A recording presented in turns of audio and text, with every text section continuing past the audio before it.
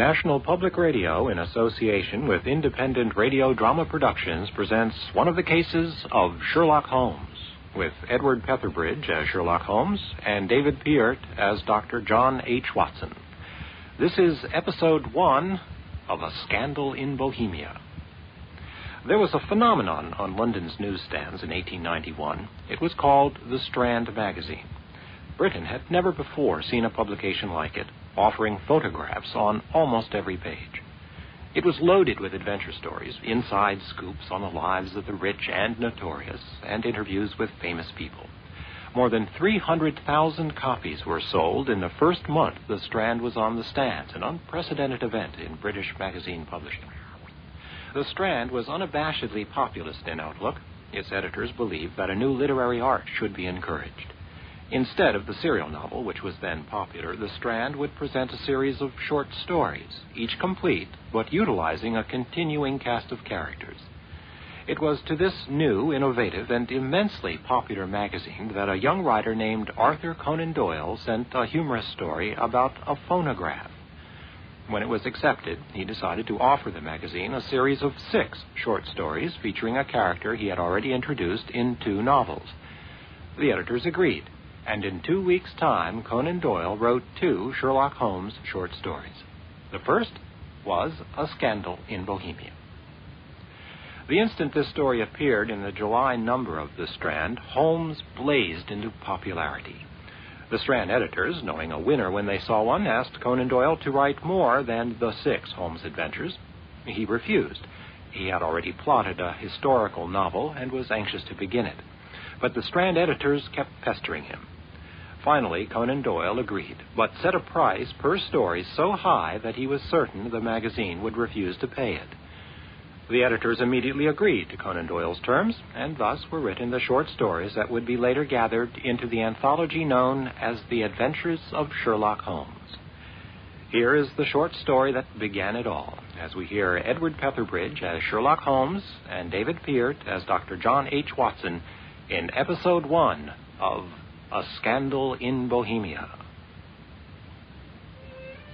To Sherlock Holmes, she was always the woman. I have seldom heard him mention her under any other name. In his eyes, she eclipses and predominates the whole of her sex. It was not that he felt any emotion akin to love for Irene Adler. All emotions, and that one particularly, were abhorrent to his cold, precise, but admirably balanced mind. He was the most perfect reasoning and observing machine that the world has ever seen, but as a lover, he would have placed himself in a false position. He never spoke of the softer passions, save with a jibe and a sneer. They were admirable things for the observer, excellent for drawing the veil from men's motives and actions. But for the trained reasoner to admit such intrusions into his own delicate and finely adjusted temperament was to introduce a distracting factor, which might throw a doubt upon all his mental results. Grit in a sensitive instrument or a crack in one of his own high-power lenses would not be more disturbing than a strong emotion in a nature such as his. And yet, there was but one woman to him, and that woman was the late Irene Adler. I had seen little of Holmes lately. My marriage had drifted us away from each other. My own complete happiness was sufficient to absorb all my attention, while Holmes, who loathed every form of society with his whole Bohemian soul, remained in our lodgings in Baker Street, buried among his old books and alternating from week to week between cocaine and ambition, the drowsiness of the drug, and the fierce energy of his own keen nature. He was still, as ever, deeply attracted by the study of crime, and occupied his extraordinary powers in clearing up those mysteries which had been abandoned as hopeless by the official police. From time to time, I heard some vague account of his doings. His summons to Odessa in the case of the Trepoff murder, of his clearing up the singular tragedy of the Atkinson brothers in Trincomalee, and finally, of the mission which he had accomplished so delicately for the reigning family of Holland. Beyond these signs of his activity, which I merely shared with all the readers of the daily press, I knew little of my former friend and companion. One night, it was on the 20th of March, 1888, I was returning from a journey to a patient, when my way led me through Baker Street. As I passed the well-remembered door, which must always be associated in my mind with the dark incidents of the study in scarlet, I was seized with a keen desire to see Holmes again. There has been a murder done, and the murderer was a man. A study in scarlet, eh? Why shouldn't we use a little art jargon? There's the scarlet thread of murder running through the colorless skein of life. The secretary, Mr. Joseph Stangerson, has been murdered.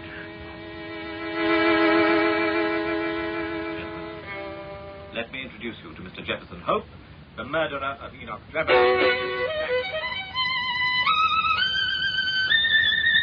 If there's a place for a chief of police, I reckon you are the man for it.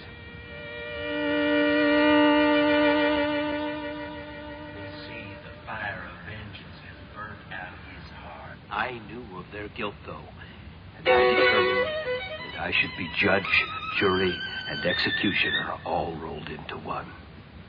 You'd have done the same if you had any manhood, if you'd have been in my place. His rooms were brilliantly lit, and even as I looked up, I saw his tall, spare figure pass twice in a dark silhouette against the blind. He was pacing the room swiftly, eagerly, with his head sunk upon his chest and his hands clasped behind him. He was at work again. He had risen out of his drug-created dreams and was hot upon the scent of some new problem. I rang the bell.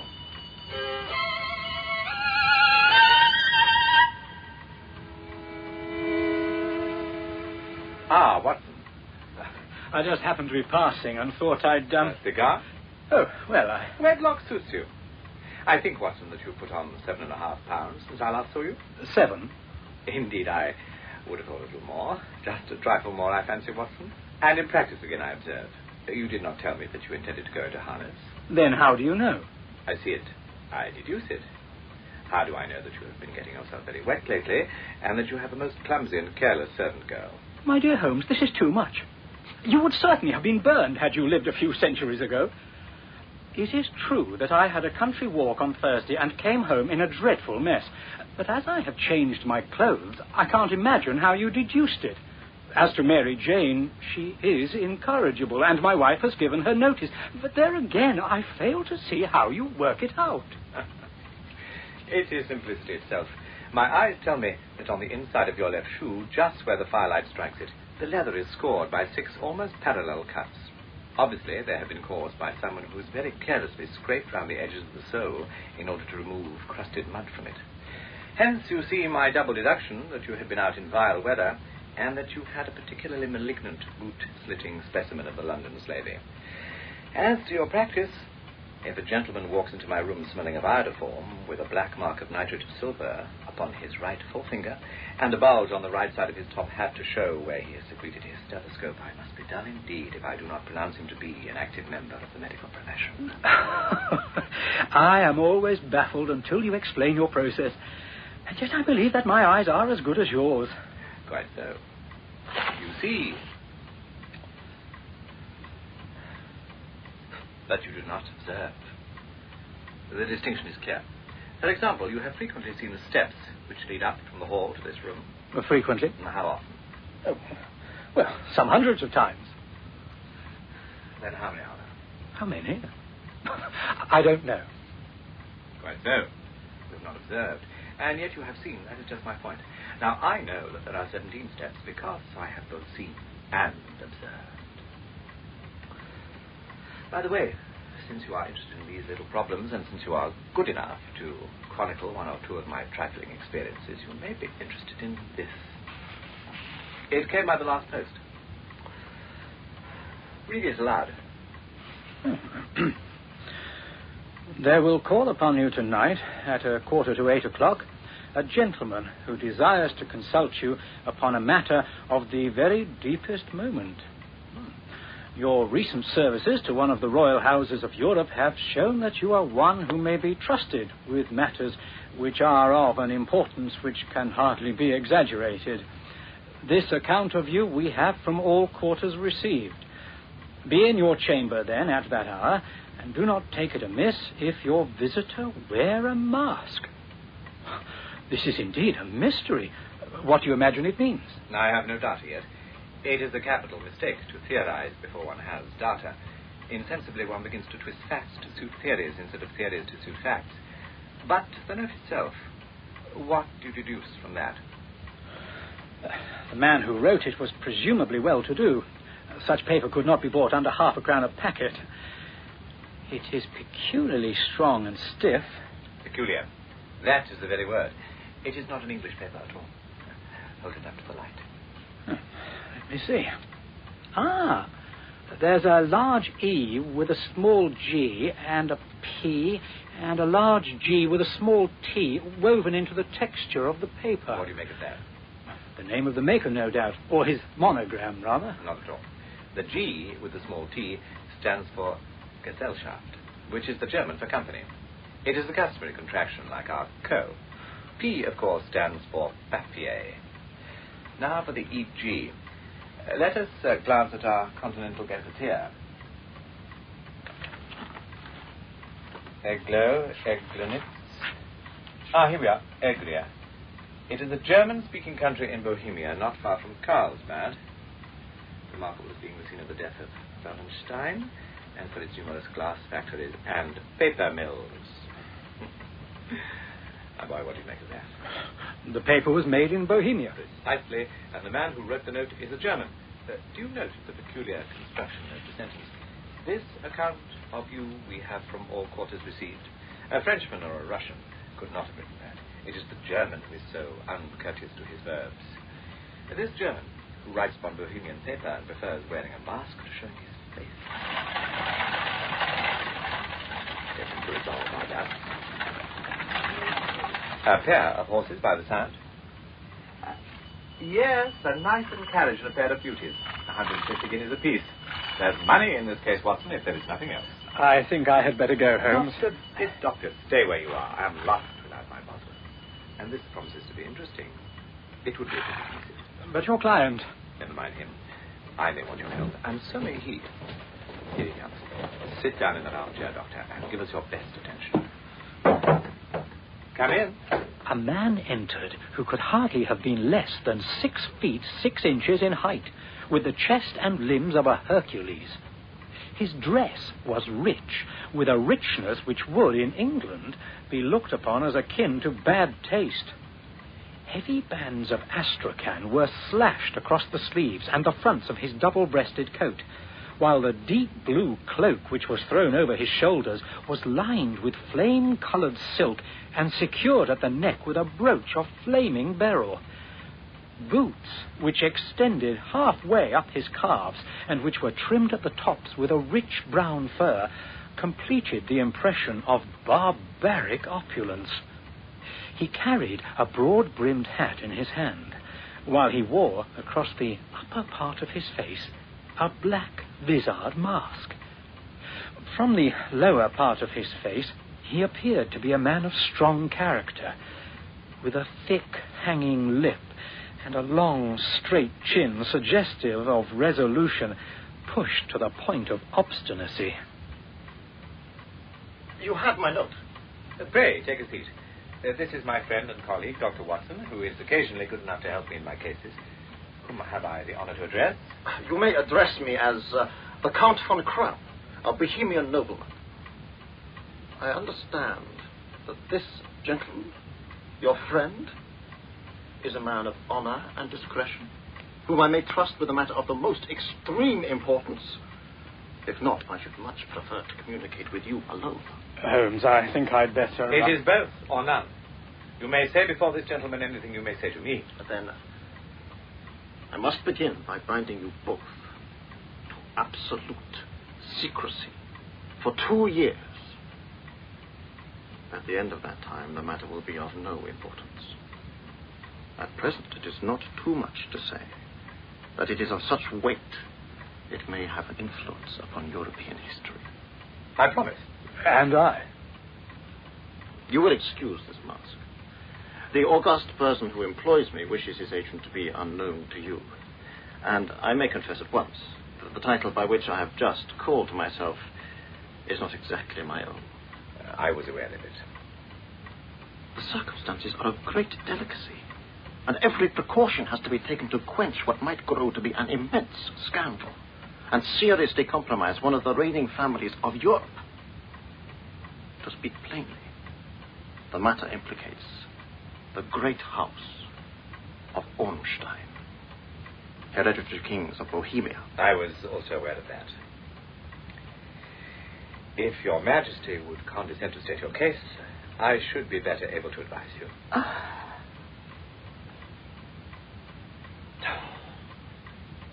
I am the king. Why should I attempt to conceal it? Why, indeed. You are Wilhelm Gottreich Sigismund von Ormstein, Grand Duke of Cassel-Felstein and hereditary King of Bohemia. But you can understand. You can understand that I am not accustomed to doing business in my own person. Yet the matter was so delicate that I could not confide it to an agent without putting myself in his power. I have come incognito from Prague for the purpose of consulting you. Then pray consult. Well, the facts are briefly these. Some 5 years ago, during a lengthy visit to Warsaw, I made the acquaintance of the well-known adventuress, Irene Adler. The name is no doubt familiar to you. Kindly look her up in my index, Doctor. Of course, Holmes.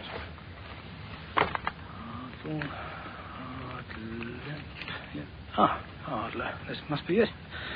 Good Lord, Holmes has got some strange fish in there. Find her, Watson? Yes, here she is. Let me see. Born in New Jersey in the year 1858. Contralto. La Scala. Prima donna Imperial Opera of Warsaw. Yes. Retired from operatic stage. Living in London. Quite so.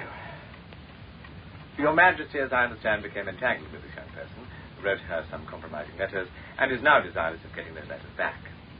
Precisely so. But was that a secret marriage? None. No legal papers or certificates? None. Then I fail to follow Your Majesty. If this young person should produce her letters for blackmailing or other purposes, how is she to prove their authenticity? There is the writing. Forgery. My private note paper. Stolen. My own seal. Imitated. My photograph. Bought. We were both in the photograph. Oh, dear. That is very bad. Your Majesty has indeed committed an indiscretion. I was mad. Insane. You have compromised yourself seriously. I was only Crown Prince then. I was young. I am but 30 now. It must be recovered. We have tried and failed. Your Majesty must pay. It must be bought. She will not sell. Stolen, then? 5 attempts have been made. Twice burglars in my pay ransacked her house. Once we diverted her luggage when she traveled. Twice she has been waylaid. There has been no result. No sign of it? Absolutely none. You have quite a pretty problem. But a very serious one to me. Very, indeed. And what does she propose to do with the photograph? To ruin me. But how? I am about to be married. So I have heard. To Claudel Lotham von Saxe-Meiningen, second daughter of the King of Scandinavia. You may know the strict principles of that family. She is herself the very soul of delicacy. A shadow of doubt as to my conduct would bring the matter to an end. And Irena Adler? Threatens to send them the photograph. And she will do it. I know that she will do it. You do not know her. But she has a soul of steel. She has the face of the most beautiful of women, and the mind of the most resolute of men. Rather than I should marry another woman, there are no lengths to which she would not go. None. You are sure that she has not sent it yet? I am sure. And why? Because she has said that she would send it on the day when the betrothal was publicly proclaimed. And that will be next Monday. Oh, well, we have 3 days yet. That is very fortunate, as I have 1 or 2 matters of importance to look into just at the moment. Your Majesty will, of course, stay in London for the present. Certainly. You will find me at the Langham under the name of Count von Kramm. And then I shall let you know how we progress. Pray do so. I shall be all anxiety. Then, as to money? You have carte blanche. Absolutely. I tell you that I would give one of the provinces of my kingdom to have that photograph. And for present expenses? There are £300 in gold and 700 in notes. And Mademoiselle's address? Bryony Lodge, Serpentine Avenue, St. John's Wood. And one other question. Was the photograph in a case? It was. Then, good night. Mr. Holmes, I am in your debt. Good night. And good night, Watson. Eh? Oh, yes. I must be getting on. My wife, you know. If you'll be good enough to call tomorrow afternoon at 3 o'clock, I should be glad to chat this little matter over with you.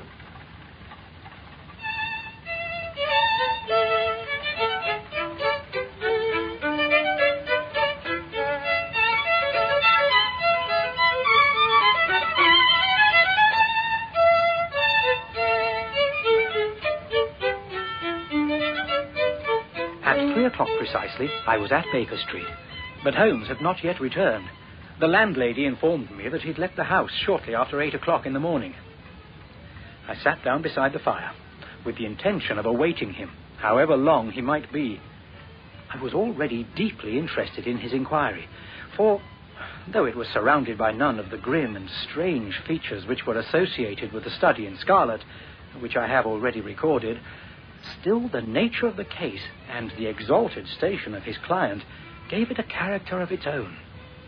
Indeed, apart from the nature of the investigation which my friend had on hand, there was something in his masterly grasp of the situation and his keen, incisive reasoning which made it a pleasure to me to study his system of work and to follow the quick, subtle methods by which he disentangled the most inextricable mysteries.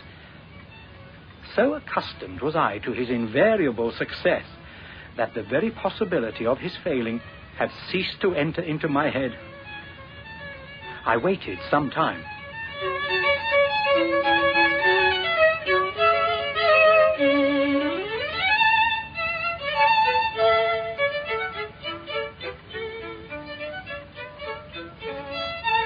Suddenly, the door burst open.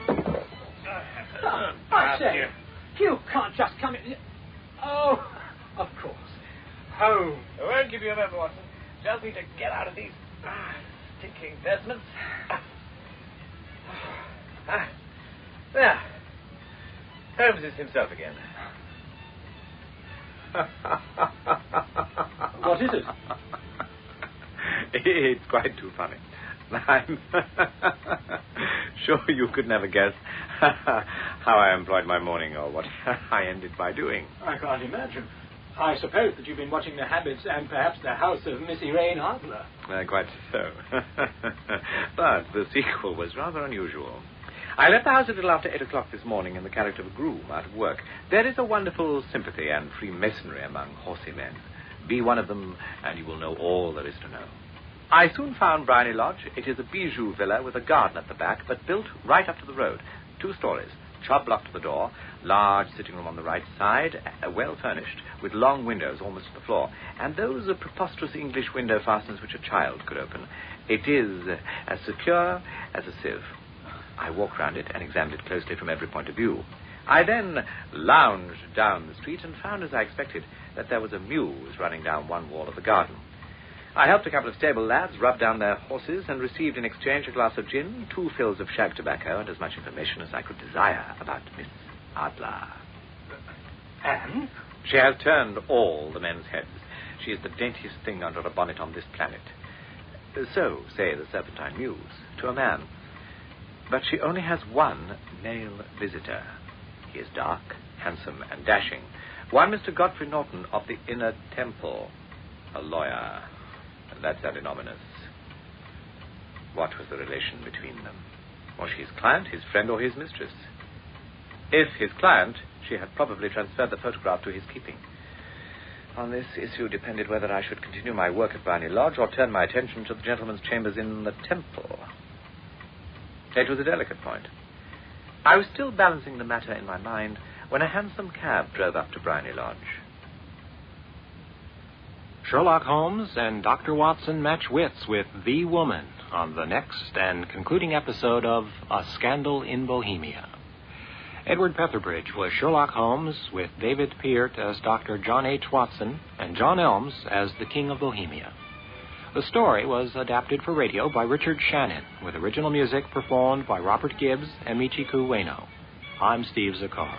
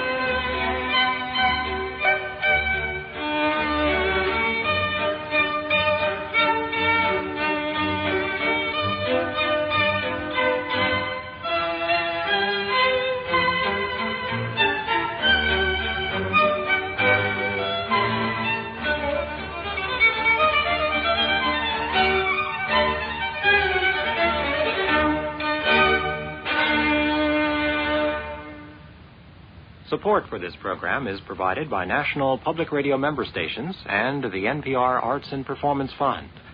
Contributors include the John D. and Catherine T. MacArthur Foundation and Bramley Pacific, master developer of Oakland, California's City Center office development. This is NPR, National Public Radio.